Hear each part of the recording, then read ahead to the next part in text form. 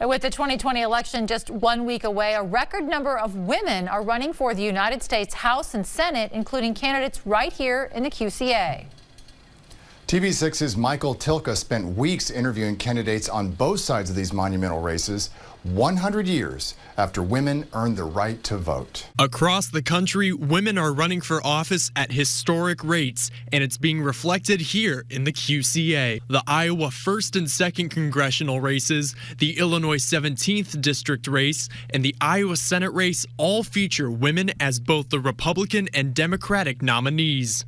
Candidates on both sides understand that it hasn't always been like this. Having run before when there were not very many women running, I just think it's outstanding, and I really do think that it's on the footsteps or the shoulders of those who have taken on this challenge before and to have run when very few women were running. I remember getting elected to the state house back in 2014, and there wasn't very many of us. There were very few women that represented me or were people that were on the ticket. And now to see that change over the years is still just pretty extraordinary. According to the Center for American Women and Politics, 20 women are major party candidates running for Senate positions, only 3 shy of the record set in 2018.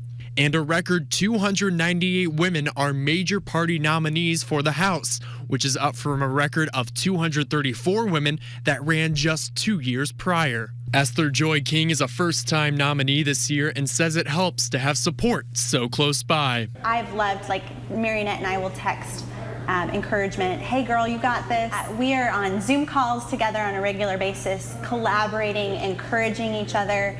And it is fun. It is really fun to be part of the largest class of Republican women who have ever run. Like, we're breaking records together. While Republican women have shattered the number of nominees running for the House, jumping from a record of 53 set in 2004 to a new record of 94 in 2020, Democratic women had their previous record set at 182 in 2018 and now have 204 women as nominees this year.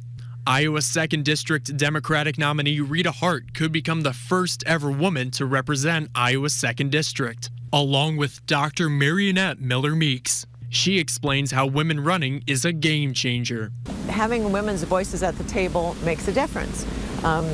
Women face different kinds of challenges than men do, but it all comes down to people who are there for the right reasons, who are making sure that they understand the needs of the district. Although many challenges still remain for women running, first and foremost is sexism. Especially with social media, you have people who will comment, especially about women, your hair, your makeup, your clothing, your skirt is too long, it's too short. I can't even tell you how many comments we get about however my hair looks at any given time. So all of that is out there. Perhaps none know this better than former state senator Maggie Tinsman, who developed 50-50 in 2020, a bipartisan group that aims to put more women in political office. Now we think it's not a disadvantage being a female, and before it was thought to be it was really a man's job. No, it's not. Women are harder on themselves than men. I've said that a couple of times that a man might wake up in the morning and look in the mirror as he's shaving saying, I think I'll be governor. A woman would never think that. I mean, she'd have to be asked by umpteen million people first. Iowa Senate Democratic nominee Teresa Greenfield says the way to help fix this is by not gendering jobs. I grew up on a little farm outside of a town of 500, and my dad always said there's no boy jobs and there's no girl jobs. There's just jobs that need to get done. That's how I was raised, and that's how I've led. And so I think more women need to think like that, and our men do too, by the way. There's also a need for more representation of women of color.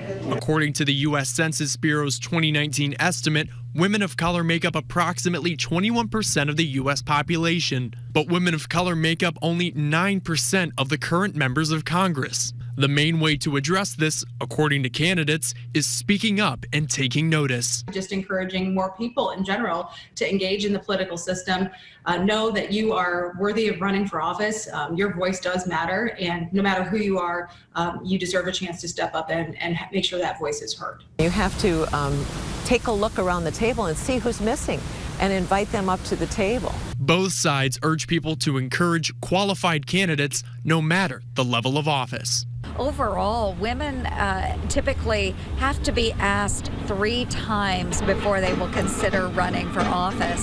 That's a gap we have to close. Men just decide to do it on their own. I think we should encourage all women, if you are interested in representing your communities, step up and do it. Don't wait for folks to ask you. I think that's true no matter whether you're Republican, Democrat, Independent, whatever. This is it's just the beginning, where young women too who are seeing this realize that they can do this as well.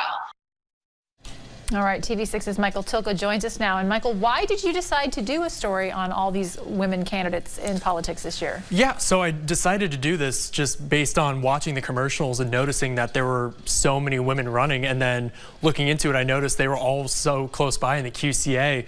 But as a man approaching the story, you know, oftentimes we put the emotional, physical, mental labor on women to speak up for other women, where, you know, even though I'm a guy, I can still recognize that we need more women. We need and we need more women to step up and things like that, and advocate for their seats as well. Yeah, for all of us. A lot of numbers, a lot of facts in there. Anything that maybe you didn't have time to get in that you think is worth bringing up now? Yeah, I think just the women that we interviewed for the story, they're all, you know, history makers. Sherry Bustos, the first woman to represent the 17th district. Joni Ernst, the first ever Iowa female senator. Abby Finkenauer, the first ever woman to represent the 1st district. And Hart and Miller Meeks, if either of them win, they'll be the first woman to represent their district. So talking with a lot of history makers in the story as well was a big part of it. A lot of trendsetters. Yeah, absolutely. Well done, Michael. Thank you.